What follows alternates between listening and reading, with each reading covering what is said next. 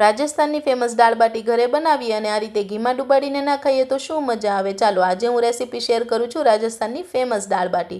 તો એના માટે મેં 1 કપ મિક્સ દાળ લીધી છે, તેને સારા પાણીથી વોશ કરી 10 મિનિટ માટે પલાળી દઈશું। સાથે કુકરમાં એડ કરી દઈશું પાણી અને મીઠું એડ કરી તેને 3 સીટી લગાવી લઈશું। બાટી માટે 2 વાટકા જેટલા ઘઉંનો જાડો લોટ, સાથે રવો, ખાવાનો સોડા, મીઠું અને ક્રશ કરેલો અજમો સાથે ઘીનું મોણ એડ કરી તેને સરસ એવો બાઇન્ડિંગવાળો લોટ બાંધી લેવાનો છે।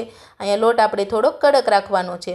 સરસ મજાનો લોટ બંધાઈ જાય ને એટલે બાટી બનાવી લેવાની છે। નાના નાના લુવા લઈ આ રીતના ગોળ બાટી બનાવી તેમાં વચ્ચે 4 કટ લગાવી દેવાના છે। હવે વઘાર માટે કઢાઈમાં તેલ, રાઈ જીરું, મીઠો લીમડો અને સૂકા મરચાં નાખી આદુ લસણ મરચાંની પેસ્ટ, કાંદા અને ટામેટાં એડ કરી સારા એવા સોફ્ટ કરી લેવાના છે। મસાલામાં ધાણા જીરું પાવડર, મીઠું અને હિંગ એડ કરીશું।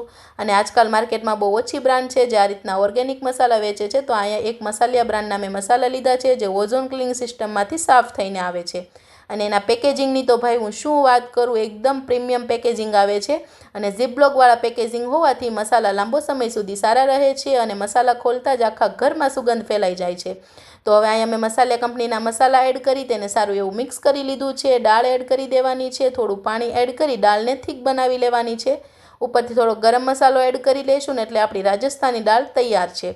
હવે અહીંયા બાટી શેકવા માટે કુકરમાં ઘી લીધું છે અને બધી બાટી સેટ કરી દીધી છે। 7 થી 8 બાટી એડ કરી તેને મિક્સ કરીશું। અહીંયા કુકરની સીટી અને આપણે તેની રીંગ કાઢી લેવાની છે। તેને સરસ મજાની બાટીને 30 મિનિટ માટે ધીમા તાપ પર શેકવાની છે। તો સરસ આપણી બાટી રેડી છે બનીને। તો આપણી રાજસ્થાની ડીશ રેડી છે। જમવું હોય તો આવી જાવ અને વિડીયો ગમ્યો હોય તો લાઇક, શેર અને સબસ્ક્રાઈબ કરવાનું ભૂલતા